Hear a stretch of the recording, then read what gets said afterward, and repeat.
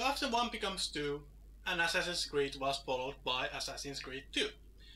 Seeing how the first game had an interesting premise, gameplay like no other, but was plagued with horrible little flaws, you would think that the second game would focus on fixing these flaws. Well, it did. After its release in 2009, critics all around preached that Assassin's Creed 2 was superior to Assassin's Creed in every possible way, giving it nearly perfect scores, proving that Ubisoft had once again struck a vein of liquid money! So, is it wrong for me to say that I still like Assassin's Creed more? Come on, just... Come on, let me explain. I'm not saying that Assassin's Creed is superior to Assassin's Creed 2. Actually, I think I had more fun playing Assassin's Creed 2 than I had playing Assassin's Creed. But after finishing Assassin's Creed, I was left thirsting for more. The game had actually impressed me. But Assassin's Creed 2 just left me thankful that it was finally over. I didn't even pick up the next game until 2 months later, compared to the 3 days gap between the first games.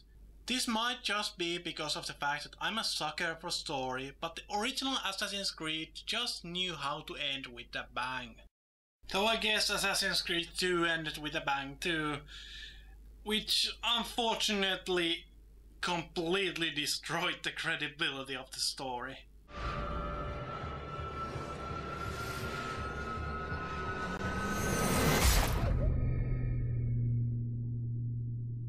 So do you still remember Abstergo, the creepy all-power company from the first game? Well, at the beginning of this game, Desmond finally finds their only weakness, fists, as he punches his way through the company guards, aided by Lucy, a character from the first game I did not bother to mention earlier. So it turns out that she is an assassin who leads Desmond to the lair of her assassin friends, where they hook Desmond back to the Animus again. Why? So he could live the life of yet another one of his ancestors, Ezio Auditore da Jersey, so I'm in Firenze. Now it seems that Ubisoft realized the ungodly blandness of Desmond as well, since in this game there's little to no gameplay sections with him. Which, from a storytelling perspective, strikes a bit odd.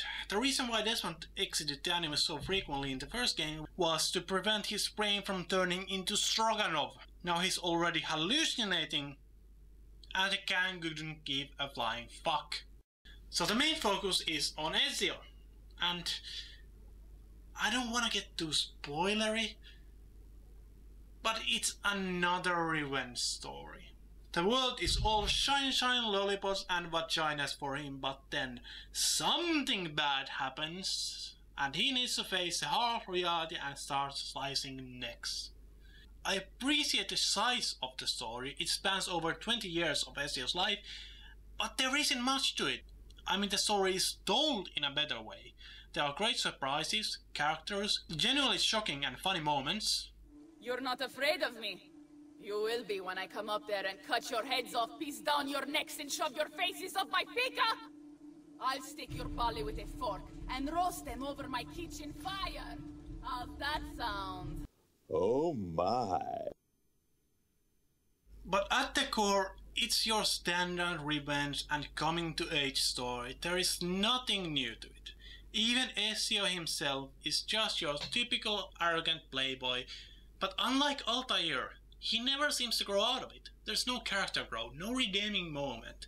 The only thing that progresses is the murder count, which hardly seems like a positive change of character. Well, I guess there are a couple of scenes where it seems that he has learned something about life, but those kinda come out of nowhere and don't really lead to anything. I don't know, I just thought this whole assassin business would have a bigger impact on him. Actually, I think he's a bit too cool with having to suddenly slice necks for his bread and butter, if you know what I mean. What I'm trying to say is that the story is well told, it has plenty of good moments, but the core of it, Ezio and his journey, lacks heart. Even the mythical mystery element that I loved is completely ruined by the ending, and it just becomes ridiculous. You see, Assassin's Creed realized that you have to be careful when dealing with conspiracy theories, because conspiracy theories are really fucking stupid. And if you go into too much detail, people will see that. Assassin's Creed 2 didn't get this, so now the mystery element is just about as convincing as the Space Nazis. Which, by the way, is an awesome movie.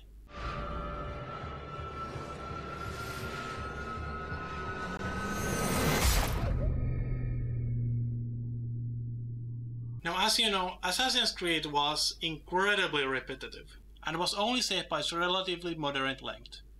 Assassin's Creed 2 is about 3 times the length of Assassin's Creed, so the same solution doesn't work here. So, did they fix the structure?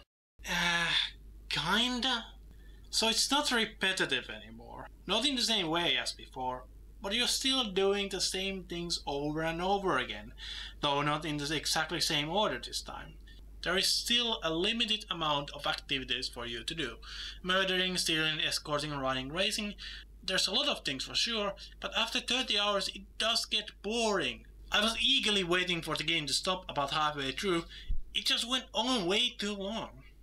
I mean, occasionally they throw some activities you've never done before, and never will again, but those are rare.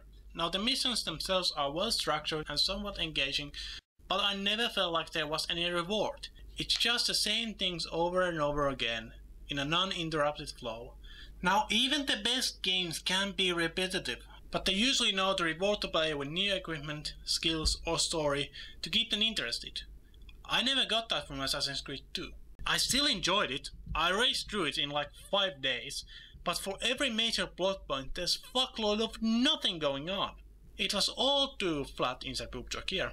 But that's not to say it was bad, since the overall quality of the game is still high. What you're doing works, and is fun, but it's hard to get really invested in it. Honestly, I think the game is just too long.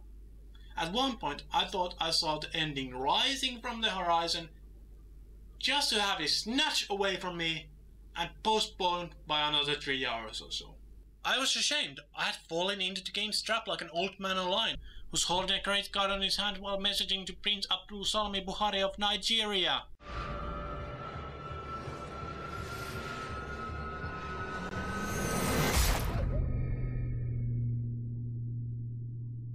In terms of gameplay, Assassin's Creed 2 kicks ass! This time I actually felt like an assassin. Planning the strike was fun, and it worked. I knew when to strike and how to disappear before getting into trouble. Guards are noticeably less eager to beat the living shit out of their fellow citizens, so moving around is even more fun this time. You can also blend in groups, which again makes you feel like a real assassin. Other than that, the gliding is more fluid and fast, you've got a larger arsenal of weapons, which seems a bit unfair. A pistol definitely crosses the line between fair play and being a twat. There's also a bit of a strategic element involved with having to perform assassinations a certain way, or without being noticed. You can also hire thieves, mercenaries, and courtesans to distract your enemies, or hide yourself. And these are just few of the new things that they added to improve the gameplay. Overall the gameplay is similar to Assassin's Creed, only improved. The core of the gameplay is what makes the series, so why fix something that isn't broken? Of course, there's a lot of padding this time as well, like renovating your villa, buying new equipment and all other kinds of little things, but as long as the game doesn't stray too far away from its bloody roots, I'm pleased.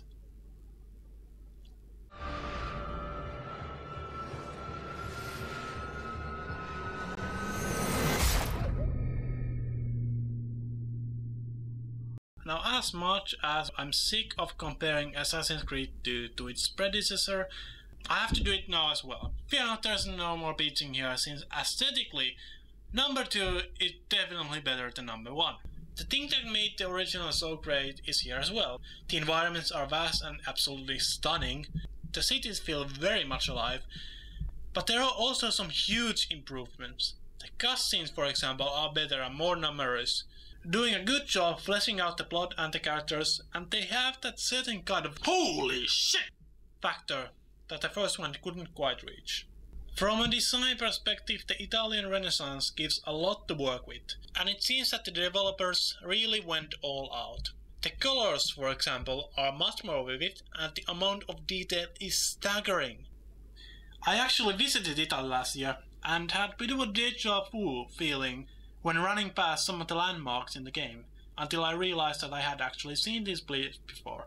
Granted, there were a lot more souvenir stands and fat, ugly Northern European tourists than in the game, but other than that, the places were almost identical.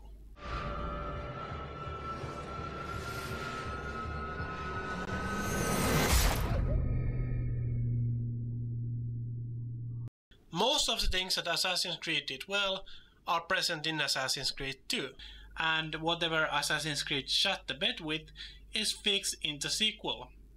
This gives us a solid game which, while lacking certain innovation, still gives a great gaming experience. I just hope there would have been something more. Some more variety with the mission, some more focus on the characters, some more dramatic plot points, but these are all nitpicks. Though without them, this good game could have been amazing. Final verdict?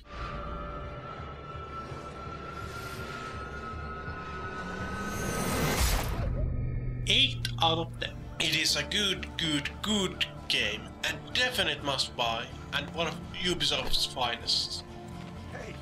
So, thank you for watching. See you again soon. Take care.